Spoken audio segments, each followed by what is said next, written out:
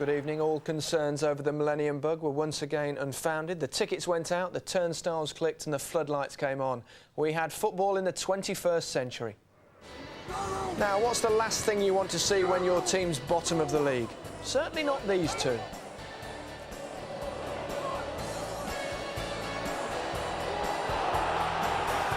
Arsenal's Kanu and Henry took their skills to Sheffield Wednesday for our main match.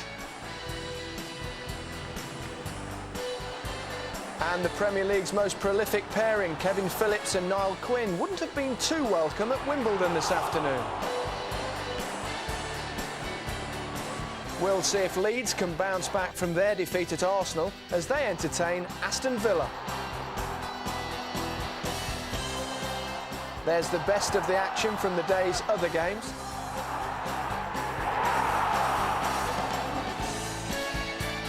An excellent December Goal of the Month competition.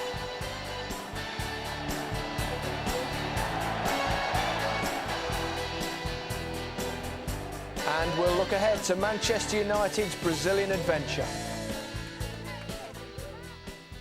Alan and Trevor have already packed their bags. And while United are strutting their stuff at the Maracanã, can their title challengers steal a march on them? Well, their main rivals in recent times, Arsenal, were at Sheffield Wednesday today. Both sides unbeaten this century. The commentator at Hillsborough was Tony Gubber. Arsenal's record at Hillsborough is poor, only one win in 7 Premiership visits. But after beating the top club Leeds in their last match, there's belief that the Gunners could be poised to start an unbeaten run in the second half of the season, like the one that saw them win the championship 2 seasons ago. Well, following the defeat of Leeds, there are no changes in Arsenal's team, so the overseas trio of Oleg Luzhny, Gilles Grimandi and the Brazilian Silvino again preferred in the back four to the old guard of Keown, Winterburn and Dixon. Still no return for the injured Bergkamp, so Kanu and Thierry Henry continue their partnership up front. Sheffield Wednesday make one change from the team that lost 3-0 to Chelsea. Dutchman Gerald Sibon replaces the injured Andy Booth. Since the sale of the Brazilian Emerson Thome, Peter Atherton has been moved to central defence, a position from which he got the winning goal in the last home game against Middlesbrough. Well, Mike Reid will hope not to end up like the referee in this fixture last season. Paul Alcock pushed flat on his back after sending off Paolo Di Canio.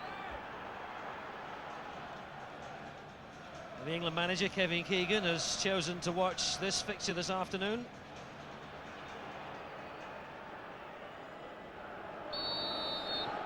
Having beaten the Premiership's top club Leeds, Arsenal ought to win comfortably against the bottom club Sheffield Wednesday. But nothing is certain.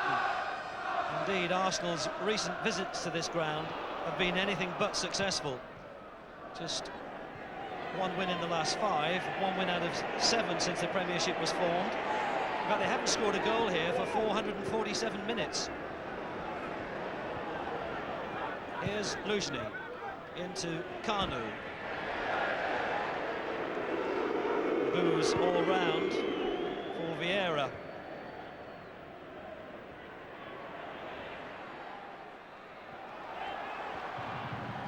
It'll be Sheffield Wednesday's home form which will determine their fate in the Premiership. Only one of their 9 points have been gathered away from Hillsborough. Flicked on by De Bilder, operating up front with the tall, lanky Dutchman Sibon, who's 6 feet 3 inches tall. This is Des Walker.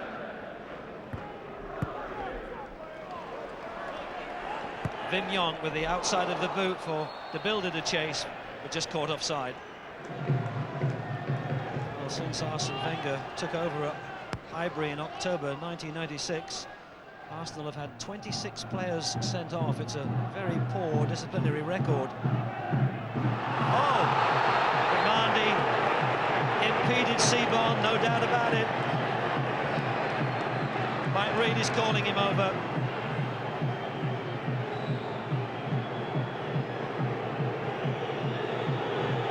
Well, there's a chorus of boos because most of the spectators here in Hillsborough feel that should have been a caution. Nicked in by Sonner. Back out to Sibon. Oh, a chance here for Alexanderson. Well, you don't expect to get many chances against a defence as resolute as Arsenal's, and when they come, you've got to take them. Niklas Alexanderson, the Swedish international, dragging that tamely across the face of goal. Des Walker. And the builder trying to find Sibon. It's Silvino. That hits Sibon. It will be an Arsenal throw.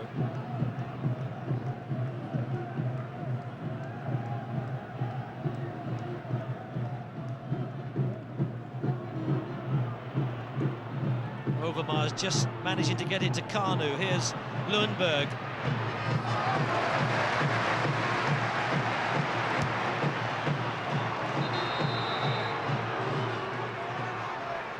Well, it was well held by Černíček. It was not difficult for him to deal with.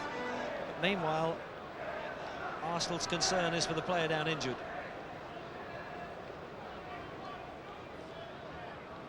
Mark Overmars falling in a heap. Lundberg's shot didn't really test Černíček, but of more concern to Arsene Wenger and Arsenal is the injury which has been picked up by Mark Overmars. So the left back, Nigel Winterburn, on to replace Overmars.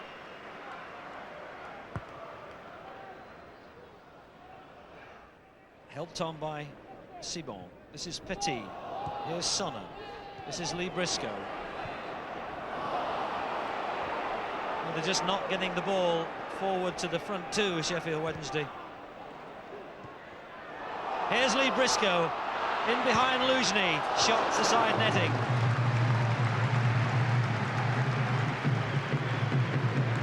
Well, he got the critical goal last season in the 98th minute to beat Arsenal 1-0. Over the top by the builder to create this chance, having to stretch.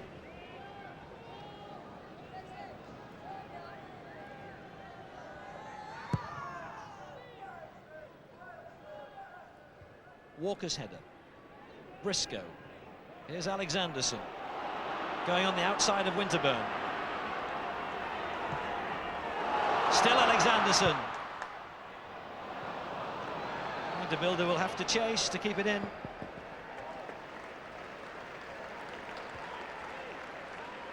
Well, Wednesday have had the ball in wide positions, but when they have, nothing's come of it.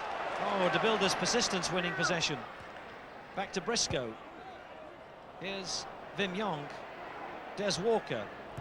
Hinchcliffe. Walker to Peter Atherton. Wednesday enjoying one of their longer spells of possession in this first half. Here's Alexanderson. Sibon's header! Well, the body language of David Seaman suggests that that wasn't as close as it may have looked from the main stand. Seemed well aware that it would flash a yard wide. Wim Jonk's header. Alexanderson.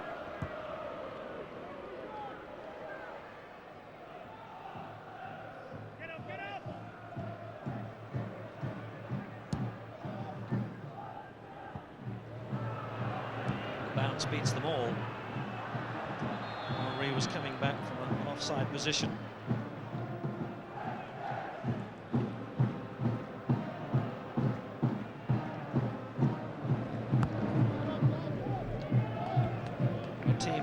Worst defence in the Premiership. Sheffield Wednesday have conceded 45 goals this season. It's a mark of success to be approaching half-time without conceding one, but they might hear Petit! Oh, goodness me!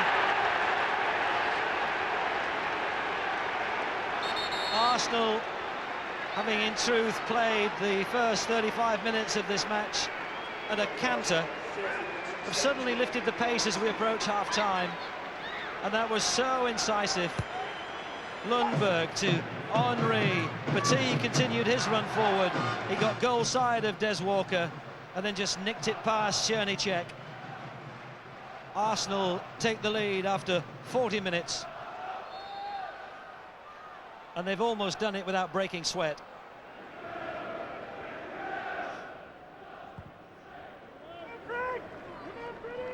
Here's Hinchcliffe.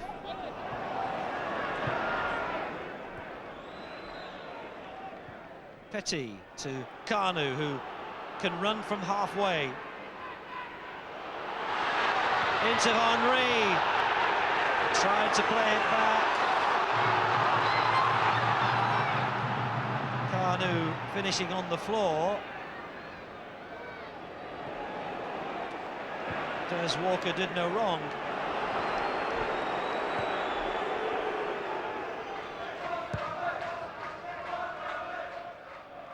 Here's Kanu. Henry. Oh, lovely touch by Henry. Left foot. Didn't get the ball quite far enough away from Chernicek, nor did he perhaps hit it quite hard enough. But it was a wonderful touch by the Frenchman to get himself clear.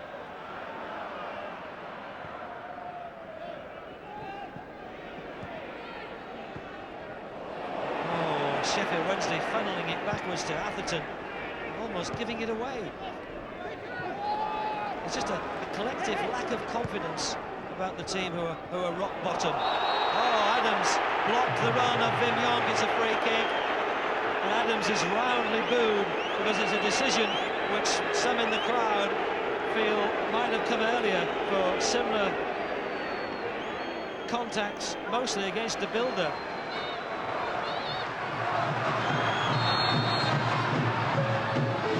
Left-footed by Hinchcliffe, was dipping, not quickly enough.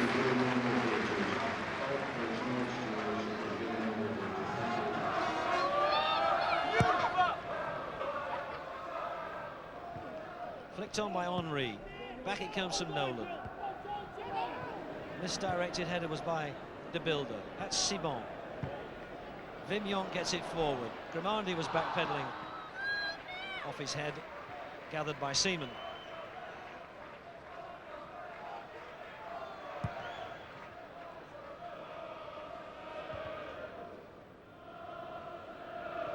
This is Sheffield Wednesday's 9th season back in the top division. Their best finish in the Premiership has been 7th.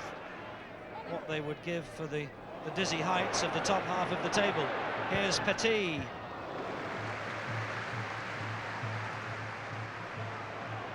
You just sense that a second Arsenal goal here would really wrap it up. Wim Jonk. It's aimed at Simon. Here's Alexanderson. Support offered by Nolan, but he's ignored. Now Nolan is used. It's a good cross! Oh, yes! Simon!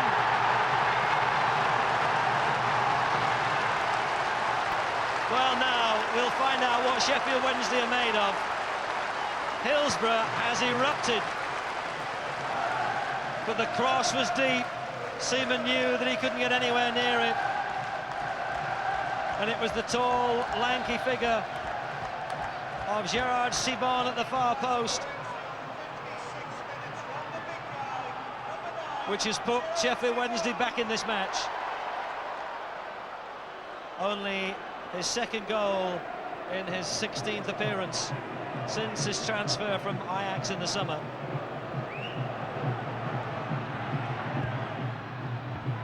Kanu's header.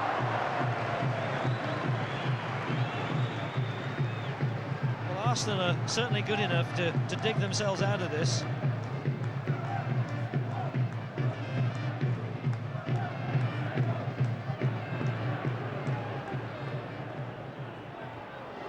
Headed up by Grimandi. Forced to concede the throw. Wim Jonk.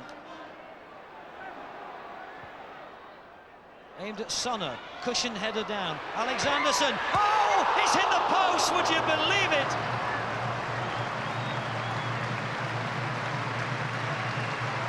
Well, it's a match now which shows you the quality of the Premiership. Arsenal, having beaten Leeds in the last match, are having to hold on here against the team who are bottom. It's a sharp turn and a wonderful strike that had beaten Seaman, denied by the foot of the post. Well, the history of this fixture should have told us what to expect. On 7 visits in the Premiership, Arsenal have won just once, they've drawn 1 and lost 5. And before today, they'd only scored twice.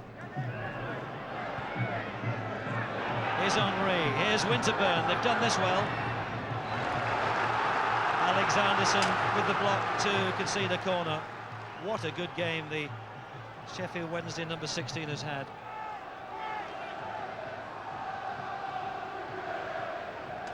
Adams has come up for the corner.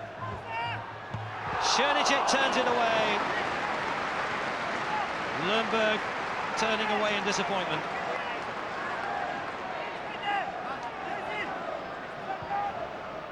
Petit with the back header. Oh, it's a good save by Šerniček, and it's another corner.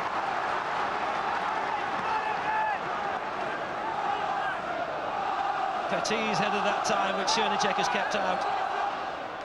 Still defending for Wednesday to do. Headed down by Silvino. Here's Vieira. Hinchliffe will get there first. Now, De Builder on the chase, but Grimandi had covered.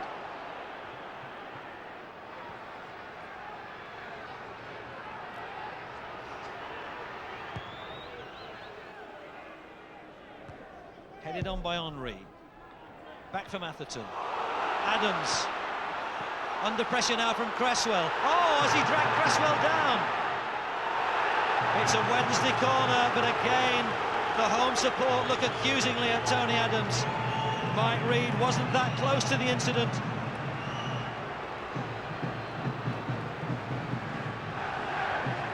But it would have been harsh against the Arsenal man. Wim Jonk takes the corner. That was Vieira's clearing header. Knocked up by Suka. It's Nigel Winterburn.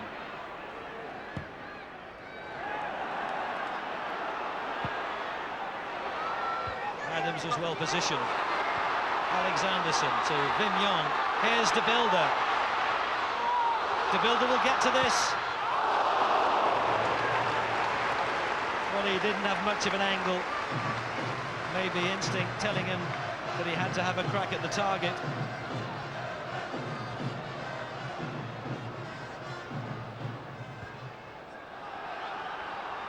Cresswell showing his disappointment in the middle. Well, Mike Reid has looked at his watch. There's Tony Adams. Oh, that was an important challenge by Des Walker. And still play continues. And Mike Reid now brings it to a close. It's a battling point for Sheffield Wednesday, the team who are bottom of the Premiership. At the end of the season, the 1 point may not prove enough, but perhaps of more significance, the 2 points which Arsenal have dropped, having beaten Leeds, the top club in the Premiership, in their last match, unable here at Hillsborough to defeat the bottom team, Sheffield Wednesday. And the disappointment of a lacklustre first 40 minutes or so to this game was more than erased by what followed. Petit putting the visitors ahead. Gerald Sibon with the equaliser, and what a pulsating finish, and how close Wednesday came to winning it with the shot that hit the foot of the post. The final score, Sheffield Wednesday 1, Arsenal 1. When you got a goal back, you could see your team visibly growing in confidence and belief. Well, you know yourself, that's what goals do for you, isn't it? You know, and if you can score a goal against a calibre team of Arsenal, it gives you a massive lift, and it did that for us. But the first half was disappointing from my point of view, because we didn't show our true potential, you know, and believe it or not, we're bottom of the league, but we're better than that performance showed in the first. They look the more likely team, although you created chances, they look the more likely team to actually win it. Yes, of course. The turning point was when we were leading 1-0. We had a 1v1 with the keeper. That could have killed the game off, and after that, when they came back to 1-1, they looked a more dangerous team, and they believed that they could win it, and in fairness, they were always dangerous. You've got 10 more matches here at Hillsborough. You really need something close to maximum points from those. Definitely, yeah. The home games we've got to be looking at 3 points per game and hopefully pick up some points away. But I think a point at home against a quality Arsenal team's not a bad result today. You've got to keep your eye on the fact that you're what now? Is it 8 points adrift of a place that would lift you out of the bottom three? Yeah, I have, and like I said before, this month's important to us as well because we've got all the teams around us to play. So everyone, there's going to be 6 pointers, so to speak, and and we've got to treat them all as a cup final individually. It's going to be hard, it's going to be very difficult, but I generally believe we'll pull out of it. Well, they battled today, but it was a peculiar game. At one stage, Arsenal looked like they were going to stroll it, Alan. I think that was the problem. They did stroll. I mean, virtually their first attack, they pass move, they get through Sheffield Wednesday. 2 minutes later, they get a good chance, and I just thought, hey, it's going to be 4 or 5 here, and I think that basically Arsenal got complacent. They came off a terrific performance against Leeds. It was pass move there. They allowed Sheffield Wednesday to get after them, and conceivably in the end, Sheffield Wednesday could have won the game. You've got to give them great credit because they weren't in it in the first half. Second half, they come out, they hustle and harry, they got close, made opportunities, and as I say, they could have won it in the end. Well, they only conceded one today, but they have got the worst defensive record in the league. Any clues as to why? Well, I think because they have struggled defensively, they're lacking in confidence. They're making individual mistakes that's cost them. But I think the biggest problem is that when teams against them pass and move, and you have that little bit extra movement, you can get a train through the middle of them. You really can. I mean, the Arsenal first goal, what you've got to look out for here is where the ball's picked up, many passes and many challenges that Sheffield Wednesday get in. This is actually a mistake by Nolan. You watch Nolan here. Does not look up at all. Plays it blind. Very close. Another individual mistake here. It's Hinchcliffe this time. Putting his side under pressure. Too deliberate. Bad position to lose it. And the team are under pressure. Now this is Arsenal first goal. How many challenges in this goal? Not many. I mean, it's good pass and move, but not a challenge whatsoever. And then when Kanu picks up again, just watch them break down the middle. No challenge again, comes inside, 1-2, and that's close. And if that ends up in the back of the net, then it's all over. As I say, the second half, the Sheffield Wednesday have done really well to come back in it. Yeah, and they got a goal, but I think only Bradford in the league have scored fewer. They've got problems at both ends. Well, I think they're lacking the complete finisher. I mean, every time I see them, they make opportunities. No De Canio, no Carboni. Maybe if they were still on the side, then you'd have somebody that could finish. But as I say, they make opportunities, they just don't hit the target. Every time, this is in the first half when they didn't actually play that well. This is probably the best one. Good ball out to Alexanderson. I think he's got to hit it across the goalkeeper, but hit the target. Good pressing here by Briscoe. Does everything right. And then when it's played through to him, bad first touch, and again, nowhere near the target. This is a more difficult chance. Alexanderson, good ball in. T-Bone comes in, decent header, but still not on target. And then right in the final seconds of the match, DeVille did as well here. But, you know, you've got to do better than that. And if they're going to stay up, you've got to start scoring goals. And to be honest, they don't look like scoring that many. And they're going to need a little bit of luck. And you felt you saw that they might have had a bit today?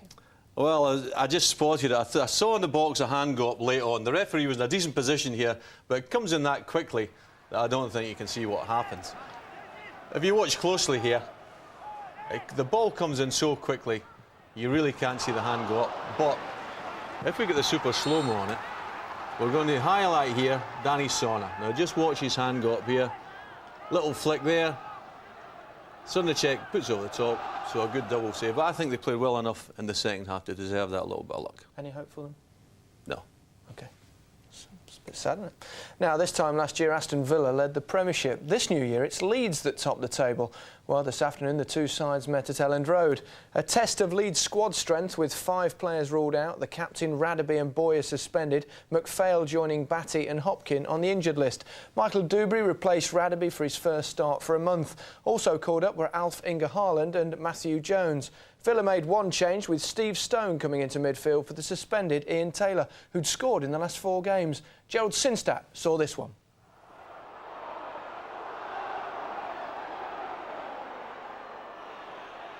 Haaland now. All very intricate. Didn't really trouble James.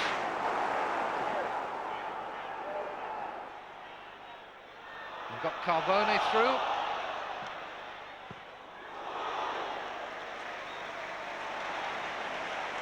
Well, there was a bit of a pause there because there was a suspicion of handball. Carbone was not waiting for any whistle, and indeed he was quite correct. Merson to hit the outswinger. And it's anybody's, and it's gone in. And Southgate is the one who comes out with a big smile.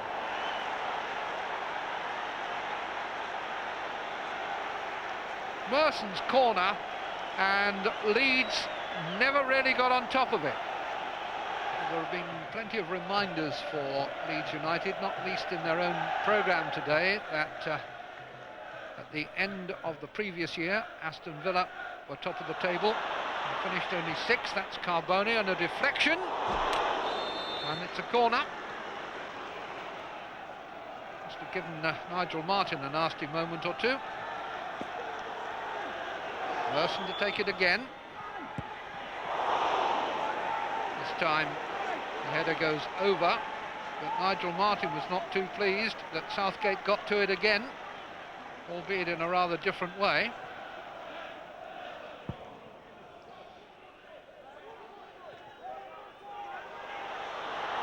Carbone through. He was aware of the presence of Dewberry, opted for the early shot.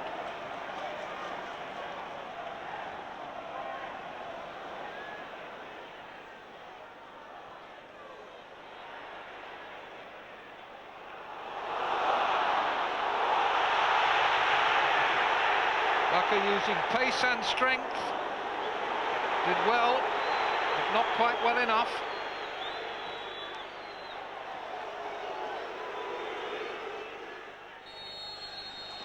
Leeds' record at Elland Road in all competitions during the year just ended was played 26, won 20, drawn 4, lost only 2, and they are now back in this.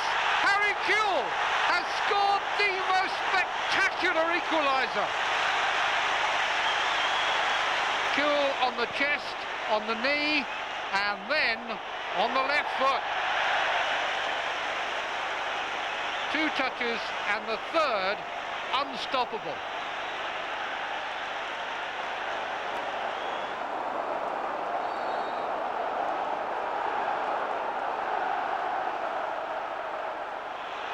Nicely done. And absolutely free now. Oh, I think James just got to it. Just a touch from the goalkeeper when it looked like it was going to be 2-1 for Leeds.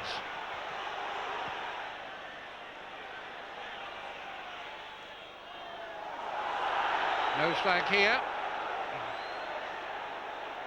Churcham looking to see what support he's got. Got away from Woodgate and was able to play the cross that time. Wright hooks it back in. Merson was there, but couldn't turn it into the net. Nice little setup from Alan Wright.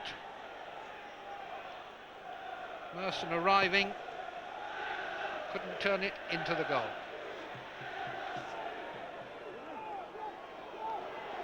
Carbone and Watson exchanging passes. And Stone.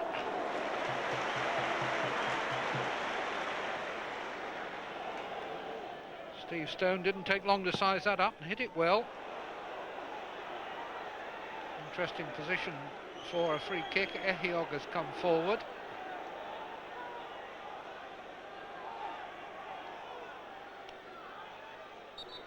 What's Merson got to offer? Southgate! And Gareth Southgate has done it again! Merson's free kick. Southgate's there. And the skipper really leading by example.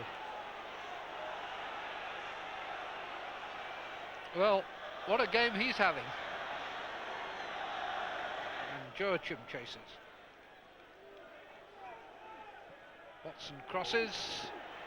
And Martin, I think he got a touch to that. And Villa are really posing the questions here. Merson for Carbone, couldn't shoot. Oh, that was a wonderful save by Martin from Boateng. Well, Nigel Martin made two extraordinary saves here that have kept this game open as far as Leeds are concerned. Just a touch with the right hand there, and that was certainly going inside. But the second one, when Merson pulls it back, Carbone gets a touch and Boateng hammers it. Well, it was a disappointing game. We know we can play a lot better. We gave two silly set plays away, which was disappointing, after scoring a wonderful goal to get us back in it. And I know we can play better, but I know as well that when you've got the decimation of your complete midfield four missing, you know, no matter what squad you have, you can't legislate for that. I suppose the place where this result will be best received is in Brazil. I think so. I think Rio will be a happy place. And Gareth Southgate, 2 goals. Yeah, it's a bit unlike him. He goes up for every corner, every free kick. Very rarely gets anywhere near the ball. So I was pleased for him today to get 2. I don't expect to see any more though this season. I think that will be the end of it. Your 2 goals were a bit scrappy, but they all count, don't they? Yeah, I mean, without doubt, they're probably the 2 worst goals you'll see all season. So, but you know, that's probably centre half's trademark. I don't think either of them have got in if I'd caught them properly. So that's sometimes the way it goes.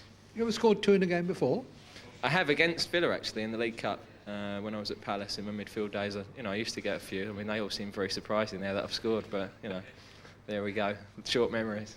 Well, he's had his fair share of disappointments, most notably from the penalty spot, but it doesn't matter how you score them, does it? Well, the second was an absolute classic, but the first, it's got to be goal of the season. I mean, it was that good. Just for about ripped the back of the net home.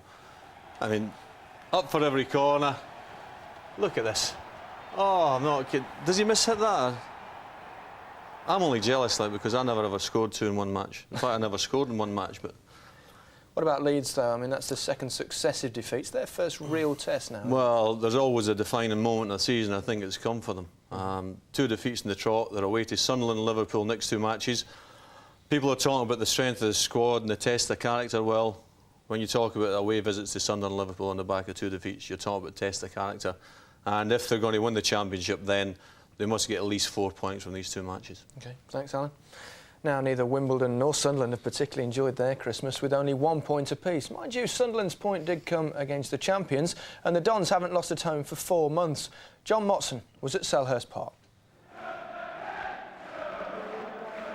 On the first day of the Premiership in the new century, it's perhaps appropriate that Kevin Phillips returns from injury to make his 100th senior appearance for Sunderland. He still can't be sure whether he's scored 78 goals or 79 in his 2.5 seasons with them, until the Premiership Committee adjudicates on one he's claiming from a match at Watford in November. But Wimbledon's top scorer, Carl Court, who also returns to the starting lineup today, is in no doubt how many he scored the last time Sunderland came to Selhurst Park. He got a hat-trick in a Worthington Cup tie in October. Wimbledon are without John Hartson, Robbie Earle, Alan Kimball, Dean Blackwell and Michael Hughes, so Chris Wilmot makes his Premiership debut at centre-back. Trond Andersen moves into midfield, not to be confused with his fellow Norwegian Martin Andresen, who gets his first start in the league up front. Sunderland's only previous Premiership visit here was on the day they were relegated in 1997, and today didn't start very well either. Goalkeeper Thomas Sorensen woke up with flu, so Andy Marriott comes in for his first league game of the season, and there's no goalkeeper on the bench. In fact, Sorensen, ever present this season until now, was tested when the team arrived at the ground, but he was so shaky he wasn't even well enough to be a substitute. So if anything happens to Marriott, whose last league game was at Grimsby last season, Niall Quinn would have to go in goal, as he has earlier in his career.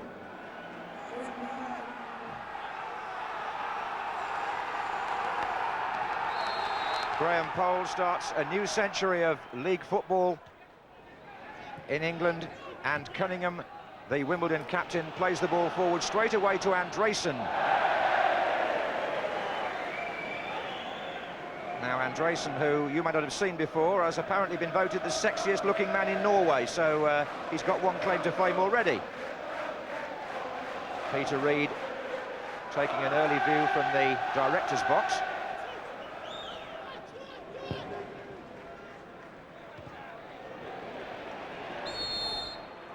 That's a Wimbledon free kick.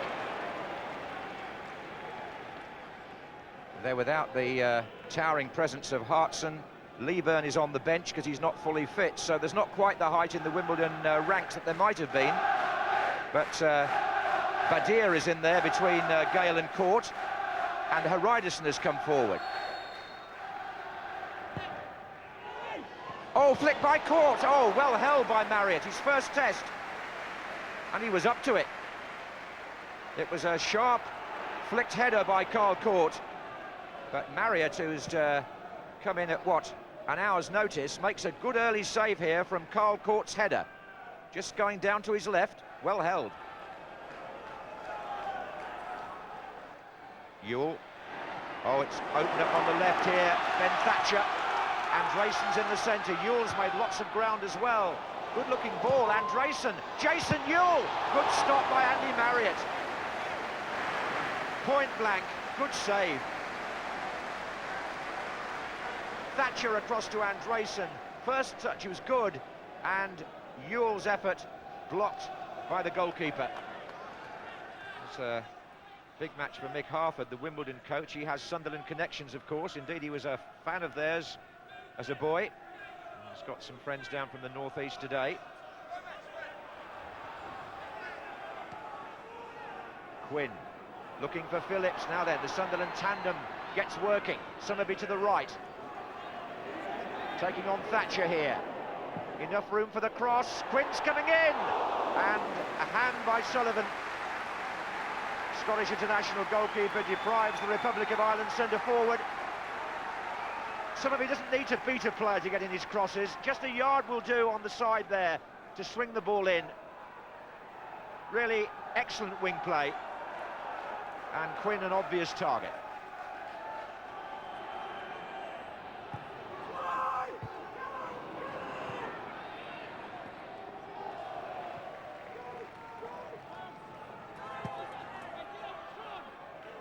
Here's Gray.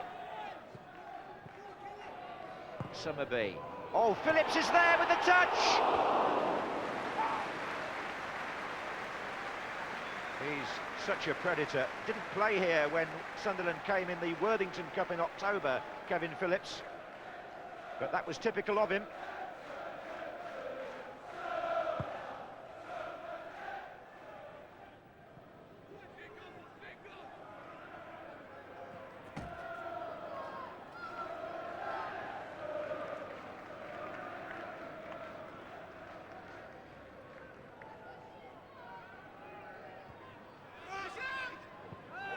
Marcus Gale here.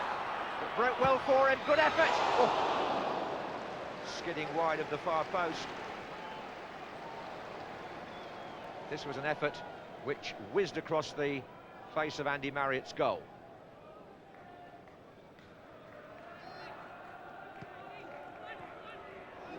That's come off Summerby. That's a corner to Wimbledon.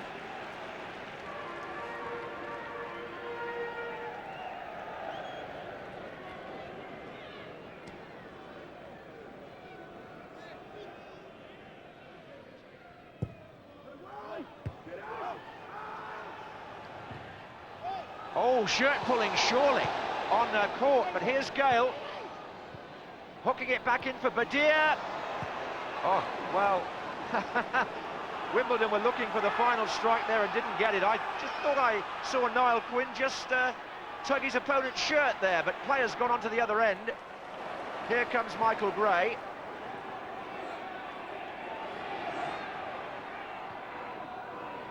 In it goes from Schwartz. And here's Andreyson. Oh, 4 against 3 here. Chance for Wimbledon. Oh, it wasn't well used by Andreyson. Thatcher's got it back, though. And gets it again from Anderson. Oh, and finds Andreyson. Lovely play, Court. Wimbledon score. Sunderland have a man down injured while all that's happening, but Carl Court has put Wimbledon in front. They had the better of the last few minutes. Thatcher won the ball back, and Anderson and Andreyson played a part in this move. Finally, Andreyson turning very neatly against Steve Bold, 3 defenders, but he chips a glorious ball in, and Carl caught. But the referee must now go and speak to his assistant, because there was an incident in the build-up in the other half of the field where a Sunderland player, I think, might have got the worst of an arm, and referee Graham Pole has gone across to see how Summerby sustained that injury. He's gone across to talk to Grant Hegley, the assistant referee on that side, because Sunderland were clearly upset with how that happened. Ben Thatcher gets the ball, sees Summerby coming, and I'm afraid to say that's a real cuff with the right arm around the facial area.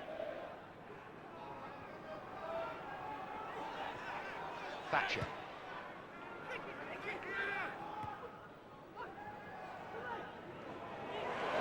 Badir. Oh, that was a well-struck shot.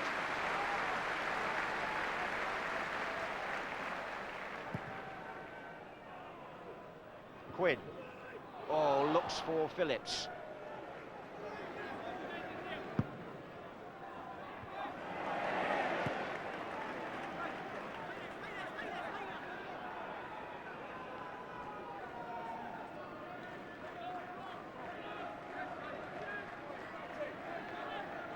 So the long throw, and there's one obvious target here, Niall Quinn. Away by Anderson, across the goal towards Kilban. Oh, it's going to run to Kevin Phillips. Phillips! Oh, and Quinn was in the 6-yard box. Didn't feel it was worth the touch, because I think, like we did, it looked as though, to him, it might be going in. Kilban gets the first contact here. It comes right across to Phillips, and here, no, it's just going away, and Quinn couldn't get there either.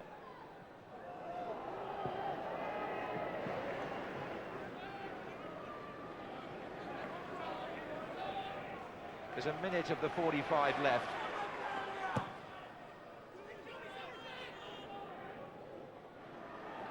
Here's Ewell. And this is Stefan Schwartz with Williams ahead of him. Quinn far side from him, that's where it's going. Header out by Cunningham. And then Ewell, and now Gale.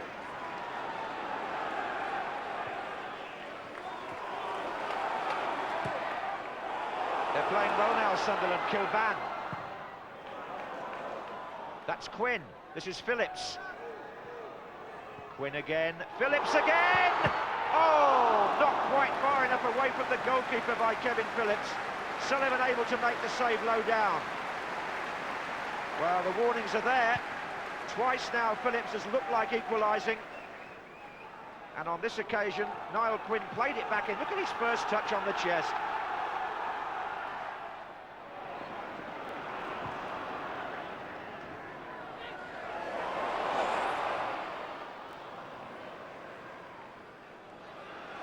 Hariderson. A raking run from the back.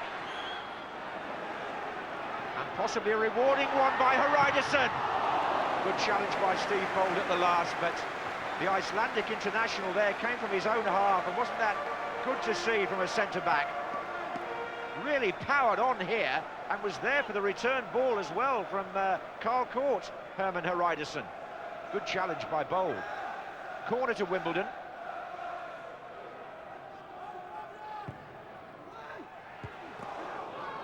Thatcher's up there too. Oh, a real chance here. He couldn't turn. It was Badir who was nearly in, but it's Phillips who's in here. And Niall Quinn and Kilban both forward. Still Phillips. Schwartz. Well, that's what you want as a spectator, the play going from end to end in a matter of seconds. This was Sunderland on the counter. A shot by Stefan Schwartz.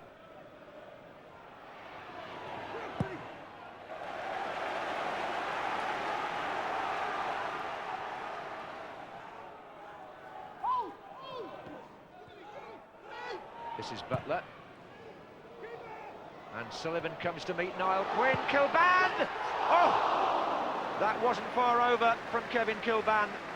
And the goal was unprotected, really, because Sullivan came an awful long way there, aware of the threat of Quinn.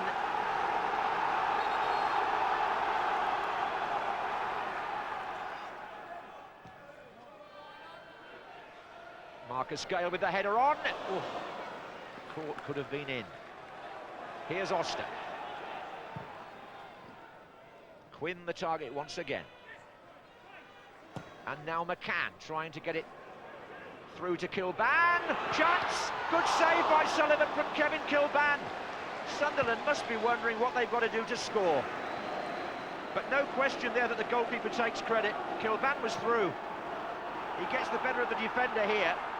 But Neil Sullivan down to his left to make the kind of save that is going to put him in the shop window if he doesn't renew his contract with Wimbledon at the end of the season. Phillips coming short. In it goes to Quinn. Oh! Now then, what does Graham Poll do? Sunderland are appealing for a penalty. But they're not going to get it. Stefan Schwartz was the player that went down. Well, Neil Ardley, I think, made the challenge. And that is one to have an argument with the person next to you about. And he certainly thought, Stefan Schwartz, he had a good case for a penalty there. Graham Poll thought not.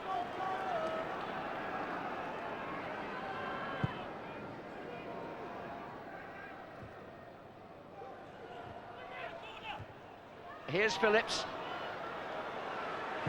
Kevin Phillips! Oh, what a shot! And it just isn't Sunderland's day, is it? It comes back off the frame of the goal from the Premiership's top scorer. And you can't be any more unlucky than this. It beats Sullivan and hits the bar. With 2 minutes to go, Sunderland have the corner.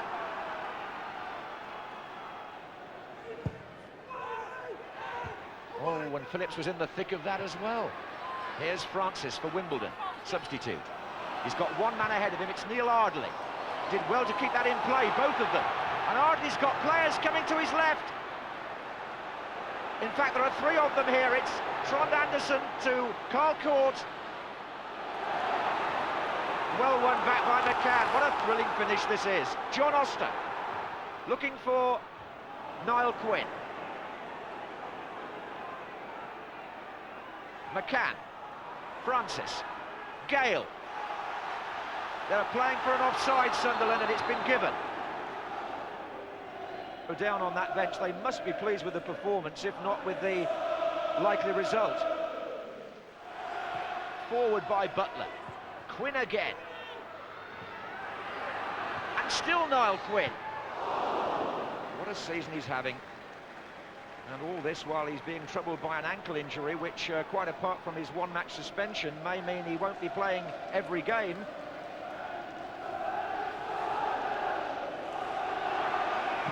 Thatcher in on Steve Bold, but Thatcher's out of position now. This is Phillips, and McCann in a great position here for Sunderland. In it goes towards Quinn, and Quinn! Oh, right on the line. Sullivan grabbed it from Niall Quinn. What an absorbing personal duel that's been all afternoon. And the goalkeeper looks like coming out on top. And indeed he has. But Sunderland will play a lot worse and win. Peter Reid's team created any number of chances, had more of the play, but couldn't cancel out the goal that Carl Court scored after half an hour's play. Kevin Phillips, on another day, could have had one of his hat-tricks. And Peter Reid reflects on a match and wonders exactly how his team lost it. But they did. Wimbledon win by 1-0. Egil, a good way to start the new century with an extension of your home record. Yeah, and we met a strong team, so we are very pleased with 3 points. I think that's in fact the first win this year, this season, that we had a bit of luck. We could easily have had lost it or a draw in the second half, where Sunderland pressurised us very hard. A hard day's work for the Wimbledon defence. Sunderland had quite a few goal attempts. Oh yeah, they were all over us second half, to be fair. Crosses coming flying in everywhere, and well, Solly did brilliant in the goal, and we were quite lucky to keep it. But we haven't kept many clean sheets this year. That might only be our second one, and everyone was just really happy with the win, and we seem to be climbing even clearer away from the bottom of the table. So we're looking pretty safe so far. Now, there were a couple of incidents to talk about there. The injury to Nicky Summerby was on your side of the pitch, wasn't it? Yeah, it looks as though there's been an arm and a contact, and the linesman was in a better position than anyone, but obviously he hasn't seen us, so if he can't see it, well, there's no chance for the rest of us. Mind you, it was heavy rain then at the time. And towards the end, Stefan Schwarz challenged inside the area. Looks as though it could well have been a penalty. Well, it's one of them where you've got to ask Mr. Paul, because it confuses people. It certainly confuses me, and I'm, basic, intelligent boy. I'm not the brightest, but when he books 2 for diving and Stefan Schwarz goes down the box, I get a little bit perplexed, confused, whatever, and obviously the players get frustrated, at the end of the game. And rightly so, because there's no consistency in the decisions. And I know it's a hard job he's got, but them decisions that he's made there, him and the linesman, there's a couple that they got wrong. I'll come to one or two of those decisions in a moment, Trevor, but it was a typically obdurate performance, wasn't it, from Wimbledon, hanging on, but Sunderland must feel a bit hard done by. Yeah, first half an hour Wimbledon played well. I mean, Andy Murray made a couple of good saves, Jason Newell, I can remember Carl caught header early on, then you had the controversial goal, and then sort of they bounced back a bit just before half-time. Kevin Phillips probably had the best chance the whole game, one-on-one on his right foot with Neil Sullivan. Neil Sullivan then in the second half played terrific. Niall Quinn, as ever, winning balls in the air. And they arrived with the knowledge that West Ham, Coventry and Middlesbrough had already fallen to Rovers in cup competitions this season. First Division Tranmere against Sunderland from the Premiership. John Motson in the commentary box. In dispatching 3 Premiership clubs to cup exits here at Prenton Park this season, Tranmere Rovers have used 3 very effective weapons. There were the spectacular goals of Andy Parkinson, who got the winner against Sunderland in this round 2 years ago, and an unforgettable goal against Middlesbrough in the Worthington Cup last month. There are the colossal throw-ins of Dave Challoner, who holds the official world record of over 46 metres. And there's the experience of Nick Henry, who played in 4 FA Cup semi-final matches for Oldham in the 90s, and whose winner against West Ham in the 3rd round earned this reward. Well, up front, Tranmere Rovers have 34-year-old David Kelly, whose 6 previous clubs include Sunderland. He's paired with Wayne Allison. He too has over 100 goals in a travelling league career. Well, not travelling with Sunderland today, Niall Quinn, who rests an ankle, and Kevin Kilban, who's cup-tied. Peter Reid goes for 5 across the middle, with Ray and Roy both back in the starting 11. Thomas Sorensen in goal after missing Monday's match with flu. Nicky Summerby has recovered from the blow to the face he sustained at Wimbledon.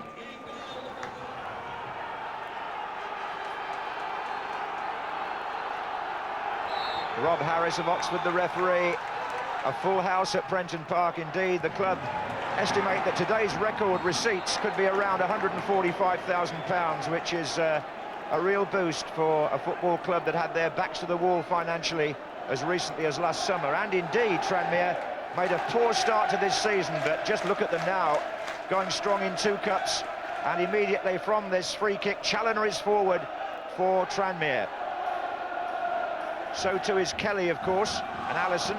Back in again by Kumas, and Sunderland concede a free kick right on the edge of their area. Steve Bold can't believe Rob Harris's decision, but it's going to give Tranmere an early opportunity here. Steve Bold just comes in behind 2 Tranmere players, and they both went to the ground, Challoner and Kelly. So we could have some drama in the first minute.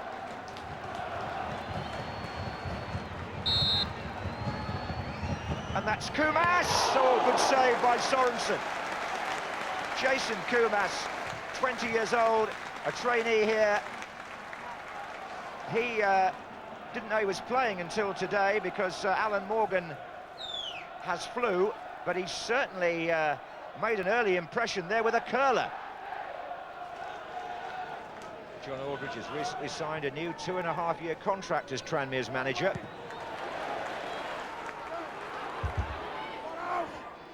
And now Summerby. And Phillips. And on the break, Parkinson for Tranmere. They're trying to get players up in support. They've got a long way to come. It's Parkinson still. He's got 2 to his left now, Andy Parkinson.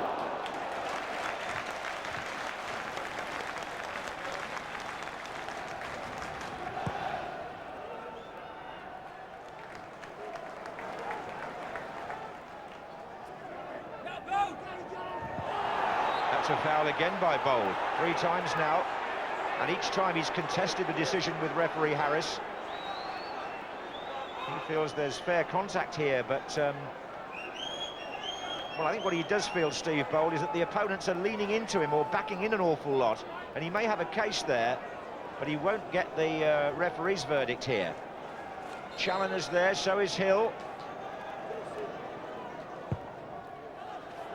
Here comes Clint Hill. Oh, and the shot by Allison, and they've scored. It's Wayne Allison, the captain. Tranmere in the lead. 25 minutes gone, and the Nationwide club score first in this 4th round cup tie, and it's Wayne Allison. What a warrior he's been down the years for a number of clubs in front of goal, but it's the long high delivery that Sunderland can't deal with, and Allison from the angle steers that very cleverly, actually. Probably a better finish than it first looked, away from Thomas Sorensen, and here we have the beginnings, perhaps, of a cup shock. What a well-placed shot from Wayne Allison. I saw one of his early cup goals some years ago now for Halifax, I remember.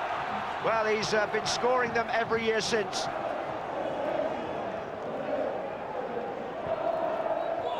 Michael Gray.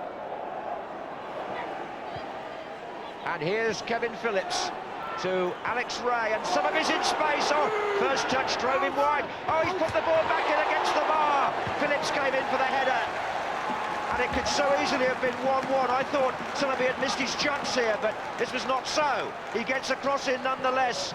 Phillips, oh, it comes off Clint Hill onto the bar for Tranmere. It's a corner to Sunderland, and full marks to Somerby. His first touch took him a bit wide, but he stood the ball up beautifully for Phillips. And it came off Hill, corner.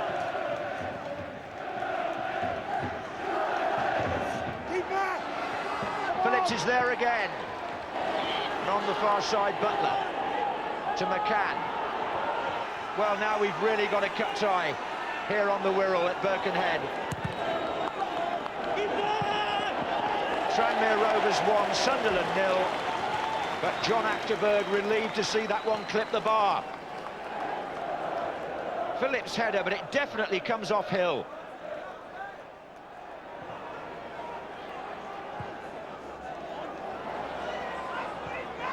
This is Somerby with Roberts. Does that well, Nicky Somerby. Now then, referee was super. Oh, the pack's up. The referee said no, the assistant referee said yes. At first, Rob Harris, who looked to have a good view, ran away from the incident. But then his assistant on this side, John Holbrook, flagged for that challenge. So Sunderland have a free kick just outside the area. In they come. Oh, good save by Achterberg.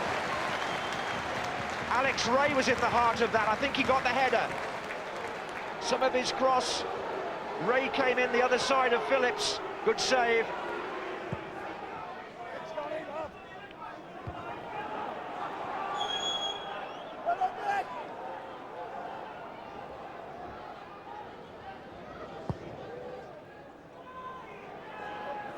Allison to Kelly.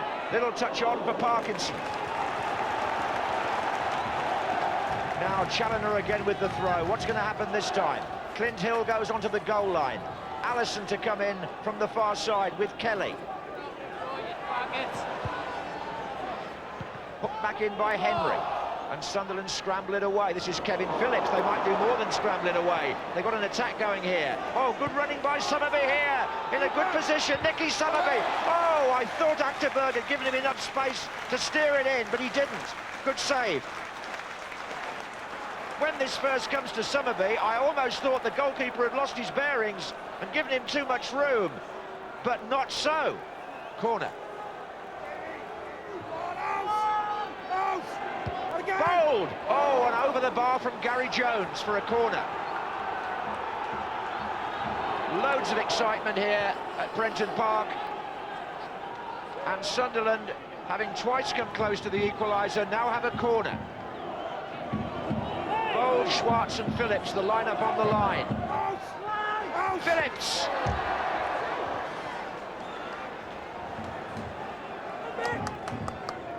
though. Peter Reid's side are going to go in at half-time a goal behind to the Nationwide team.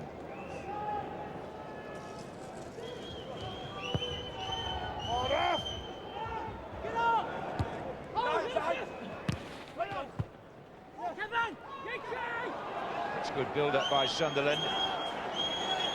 Phillips has got McCann inside him. Alex Ray is there as well. That's got to be a free kick. Edge of the area. Clint Hill on Kevin Phillips. Now the game started with a free kick to Tranmere, and it looks as though the half is going to end with a free kick to Sunderland, and he's booking him. It's Clint Hill. Doesn't quite get the ball, or not enough of it anyway. Phillips goes down. It's a free kick to Sunderland, and it's right on half-time here. Phillips has put the ball down.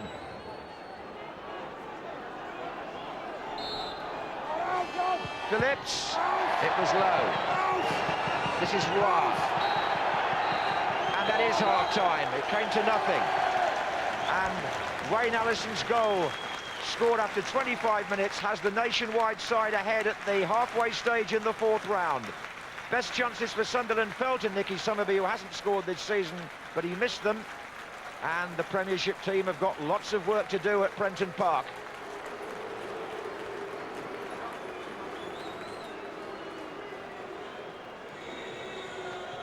And at the start of the second half, Jody Craddock is on in place of Steve Bold, who has a groin injury. So he goes to centre-back, and alongside him, Paul Butler takes over the captaincy.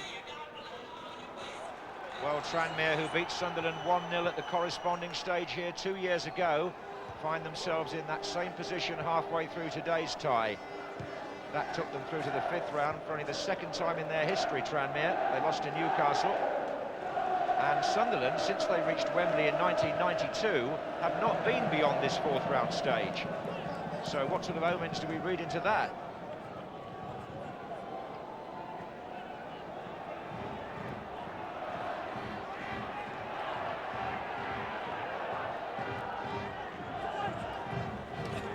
Oh, well played by Summerby. Ah, that was brilliant. But he couldn't carry it past the extra man. It's come across to Roy. Michael Gray supporting.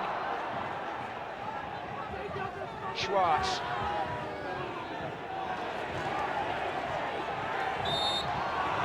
Free kick to Sunderland. Given against Yates.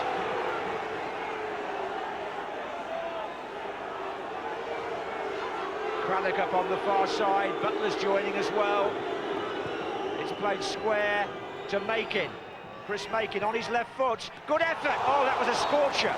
And John Achterberg, I think, got fingertips to it. Makin is a left-footed player, and in this position, he saw his chance. But as it whizzed forward, I think Achterberg turned it over. Corner.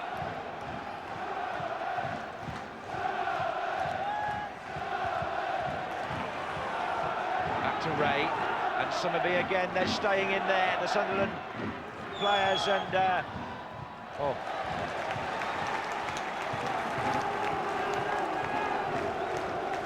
one of Sunderland's best efforts of the match. No deflection, but plenty of pace on the ball. Good tip over. Craddock. Touched on by Phillips. McCann. Now Gray. And Schwartz. McCann wants it played through now. This is Gavin McCann. Well, Phillips was just a bit further over. It's a half chance, there's no doubt about that. They've got ahead of the defenders. Don't think McCann could have been expected to see Phillips from there.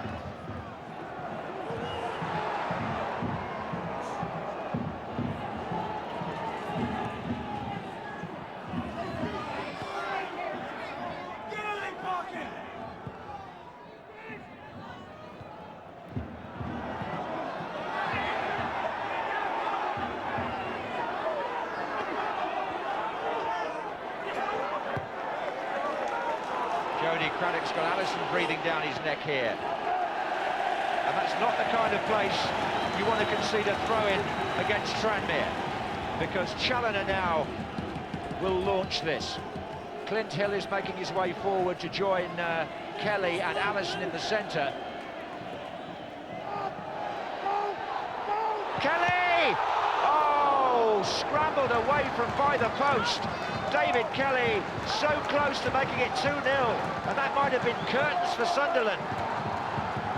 Well, there was a block on it just in front of the goalkeeper. It's a corner again. Hill is still up. Jones there too.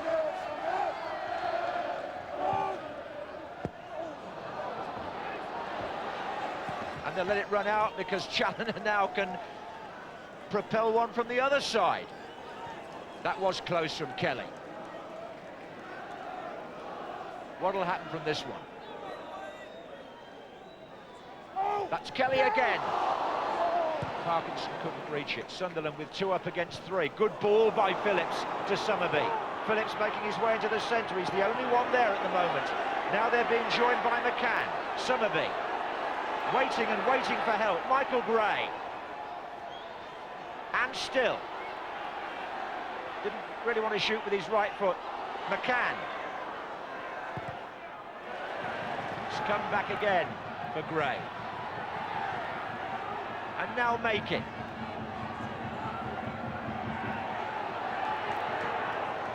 Phillips is coming in now, so was Schwartz.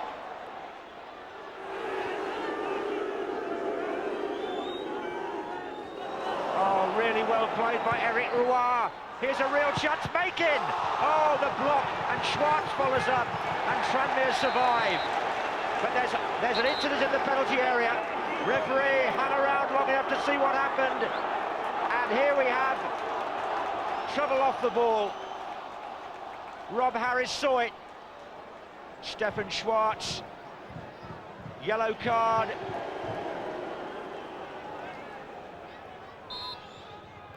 I think it's there, there's no doubt. Well, what a good cup tie. And still, the nationwide team have the advantage. And they've got it again here with Parkinson. To Allison.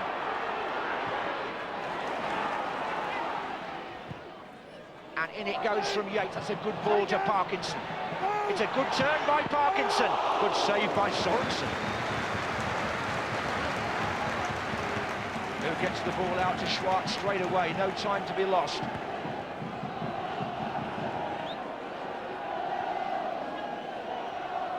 Nick Henry making... Oh! McCann gave the ball to Allison. Tranmere can have a man over here if he plays this right. He's given it to Henry. Parkinson's in the middle, so is Kelly. Parkinson.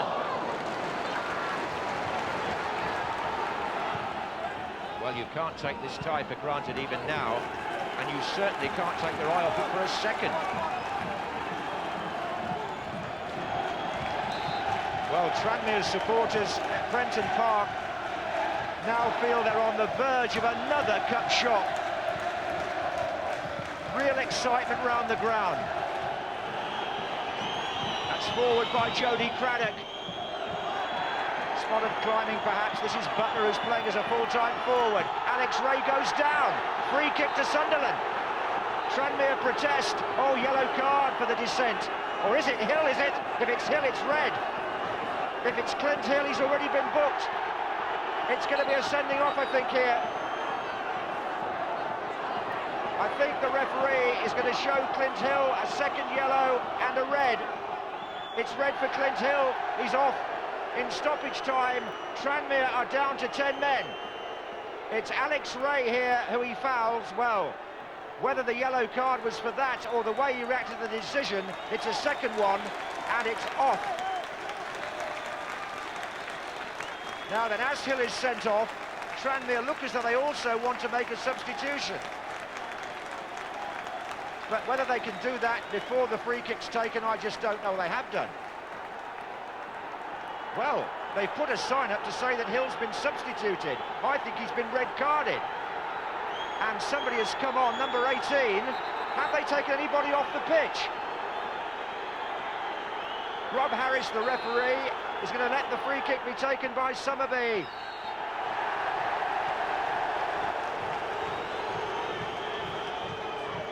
And there's some confusion over here as to whether Tranmere took a player off.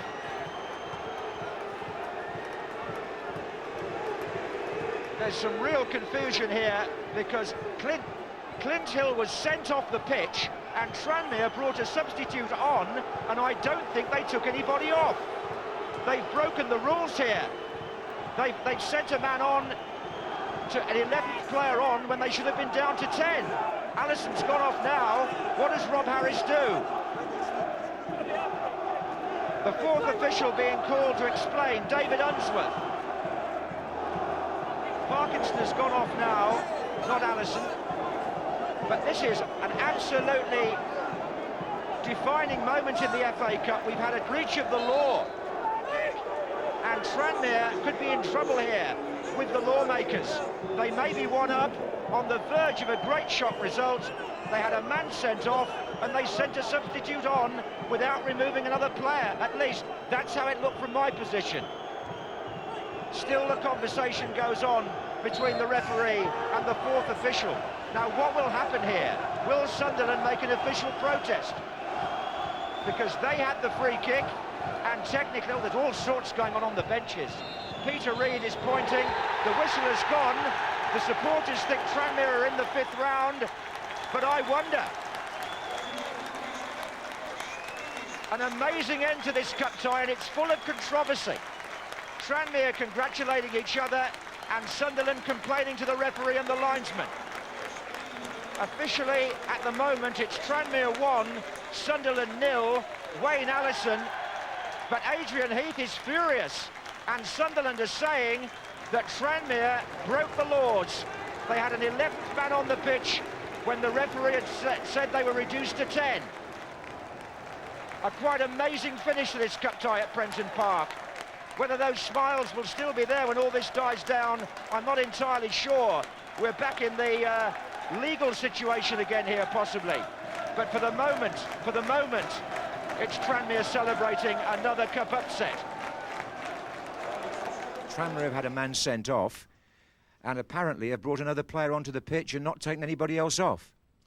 Well, I think there was obviously a major mix-up. It was like Billy Smart Circus out there, people coming. I thought it was a game of American football, but obviously it wasn't. The last 3 games I'm talking about officials when we should be talking about football, and someone's made a major error out there. Well, you were 1-0 down at the time, so in a sense you were perhaps a minute or so from going out of the FA Cup, but I suppose the Sunderland argument would be that they defended a free kick with 11 men when they should only have had 10 on the pitch. Well, I don't want to get involved in controversy. We've been involved in a very, very difficult game. All credit to Tranmere, they played well. We created a lot of chances, and it wasn't our day. And someone's made a mistake at the end, and I just like talking about football. I think the man to ask is the referee, but you know, they're the ones out there in the fourth official. They're the ones out there. They're the ones who've got to be answerable to it. You know, what can I? If I start talking about it, it costs me a few quid, and I haven't got that much, John. What was it like for you on the bench there, in the middle of all that confusion? To be honest, I didn't know what was going on. I just was so intrigued by the free kick which they had in the last minute of the game, and I just wanted to defend it right. I wasn't aware. I just give Kevin the instructions of what to do. And I was just aware of what they might do with the free kick. Hill was sent off, but you intended to take off Andy Parkinson and replace him with Frail. That's right, yeah. And unfortunately, what happened was that Frail came on, and because the number on the board was wrong, Parkinson didn't come off. That's right, yeah. That's exactly how you see the situation. That's right, yeah. And presumably you feel the responsibility for that lays with the fourth official, do you? Well, it's not with us, is it, John? It's nothing to do with Tranmere. They've gone through fair and square and got the goal that deserved it. But there has been a breach of rules, and it's not for me to say what we can do about it. But it certainly is a major problem. I mean, I haven't been to see the referee because they have half an hour to get the story. Oh no, sorry, I've got half an hour where I've got to let them have a shower, take a breath. It'll be interesting to see what he says. Tell you what, John, we wanted something to knock David Beckham and Brazil off the back pages, didn't we? You produced it at Tranmere. Nothing runs smoothly at this club, I tell you that, John. You should get to know that.